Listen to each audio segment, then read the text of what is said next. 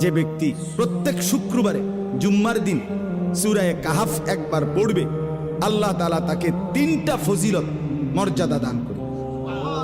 নবীজি সাল্লাল্লাহু আলাইহি সাল্লাম বলছেন, 1 নাম্বার, এই সূরা পুরাটা যে পড়বে শুক্রবার দিন, আল্লাহ তাআলা তার জমিন থেকে মানে তার পায়ের নিচ থেকে 7 আসমান পর্যন্ত তার জন্য পুরাটা জায়গা নূর আলোকিত করে দিবে। 2 নাম্বার, পরবর্তী শুক্রবার পর্যন্ত 8 দিন সে যাবতীয় ফিতনা, যাবতীয় মুসিবত থেকে নিরাপদ থাকবে।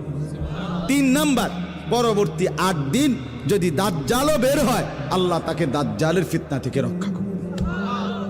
এজন্য যাদের হিম্মত হয়, মহব্বত লাগে, দিল লাগে, তো তারা প্রত্যেকেই চেষ্টা করবেন প্রত্যেক শুক্রবার দিন সূরা কাহাফ তেলাওয়াত করার জন্য। আল্লাহ তাআলা তৌফিক